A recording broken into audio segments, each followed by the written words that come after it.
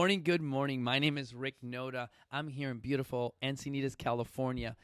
And I can't believe today that I'm your host for T3 Talks because it has been an incredible, incredible week where we have really tightened tactical and transition about our three-part series about it takes a village to raise a family. Now, here's the thing about it takes a village. Now, a lot of times you've seen in the last two broadcasts, I've talked a little bit about the conquest, what we've learned on mountains. You also heard the story about my daughter shoplifting and the rush that comes with it, or the adrenaline that we have. Now, here's the support systems. Now, how does a village help raise each other? Now, that incident where my daughter got caught shoplifting, what I did was this, is as we were leaving, you guys, to the Rite Aid, I asked her to do me a favor and call up her grandmother, call up all of her aunts and uncles, and explain to her what had just happened. Yep, we speed dialed it. When she didn't want to dial the phone, I went and dialed the phone on my cell phone and said, hey, Peter, hey, papi, oye, ¿cómo está, papi Hugo? I said, Michaela's got something for you to say. And she said, People, I had my father's credit card, and I stole the eyeliner. Now, what did my father do? He didn't overreact. He didn't do whatever. And she goes, well, why did you do that, Michaela? She goes, I wanted the rush. All right? Well, she then hung up the phone, called the next person, and literally on the way home, she called like 6 or 7 of her relatives. Now, that affected a little bit of her present, just know for that year. You know, her birthday presents weren't as solid as they used to be because, hey, she didn't have, when you're looking to Santa, were you nice or good or bad? Had a tendency to be a little bit bad on that one. You guys saw in the previous podcast that we went out to La Jolla Cove. We went ahead and saw what a true adrenaline was going on in that ocean and seeing it. So now that community supported the fact that we were just disappointed in that lack of judgment. Now, did we throw it in their face every 5 seconds? No, we didn't. Do we every few times can we mess around, and when we're in a holiday party or something, we may go, hey, Michaela, what did you get for Christmas? Eyeliner? And we all laugh about it because she's never done it again. All right? The good part about it is, remember in that story, those you remember, she was with my younger daughter. And guess what? Callie won't even think about stealing because she saw the fury, and she was privy to my daughter having to make each and every phone call to her family members. And again, that village held my oldest daughter, accountable. A few years later, my daughter, I think was about 19 or 20, she was part of a community group. And in the community group, she said, if I hear in my self-talk, proper prior planning prevents piss poor performance anymore, but it's a good and bad thing because everybody in that community said, whatever he's saying, it's kind of on the right track. Whatever your grandfather is saying, whatever your aunt and uncle are saying, know that they're there because a lot of people don't. So let me fast forward to a not so good story, which not reaffirms the village.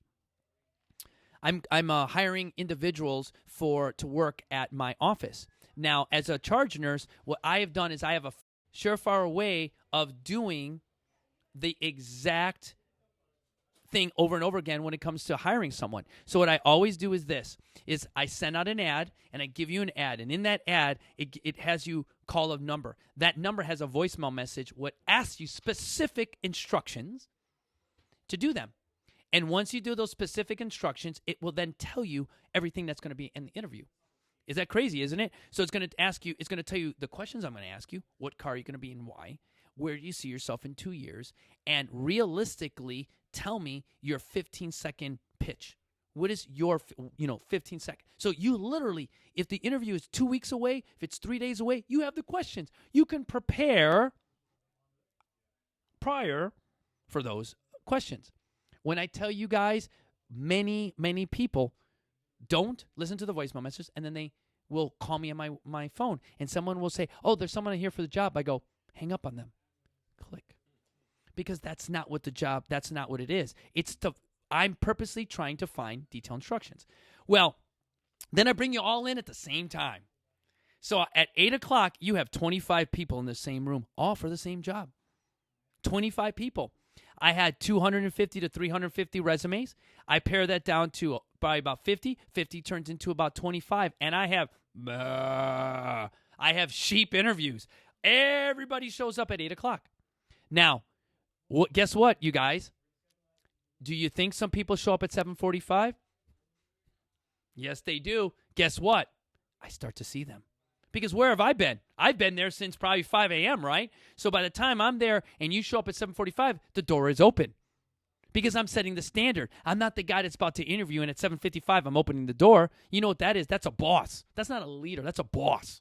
The boss wants power. I'm a leader. I'm giving you the tools to show me you're a leader too. So as I tell you this story, all right, girl shows up at 7:45, but she signs her name at the bottom of the list. I'm like, okay, no worries. Okay. So she's there first. Everybody else signs in. I go through. Esteban's heard this story once before. I interview a girl named Princess. It was the funniest thing ever. That's for another podcast. But so I interview the last girl who got there first, but she was last. So as I'm talking to her, and I said, everything's vibing. She's doing everything. I ask her, what car would you be and why? She goes, I'd be a Nissan GT Skyline. I go, and why?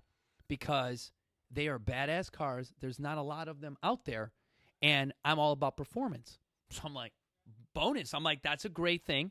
Tell me where you'd be in, physically in 2 years. She goes, in 2 years, I feel that I'd be an important part of this company to the point where we're growing and maybe opening up another office. Boom. I'm like, who is this? And I go, give me your 15-second pitch.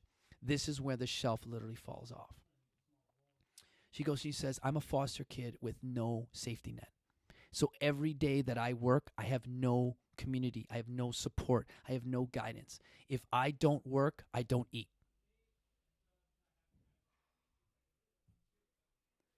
What do you say after that, dude?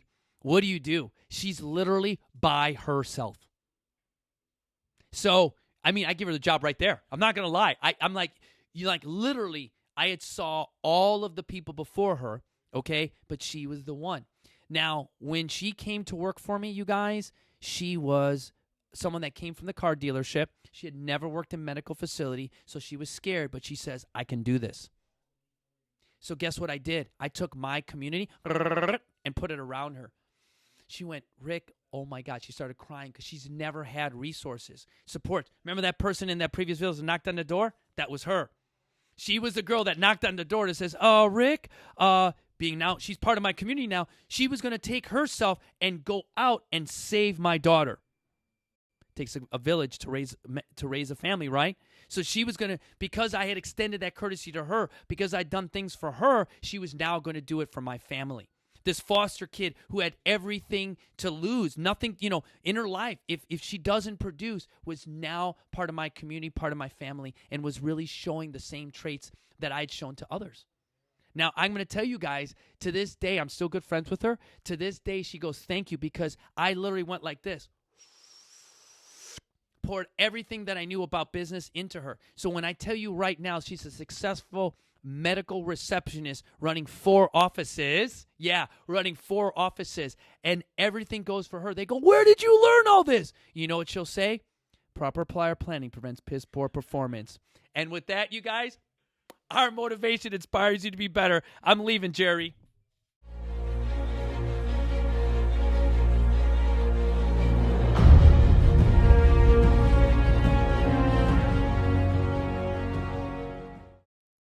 Thanks for checking out our videos. If you want to go ahead and subscribe, go ahead and hit that button right below. Or if you want to check out the latest video right here over my shoulder, go ahead and click that link. If you want to check us out on our social networks, we're at T3 Body Encinitas. That's T3 Body Encinitas. Or shoot me a quick email at info@T3 Body Encinitas, where our motivation inspires you to be better. See you guys soon.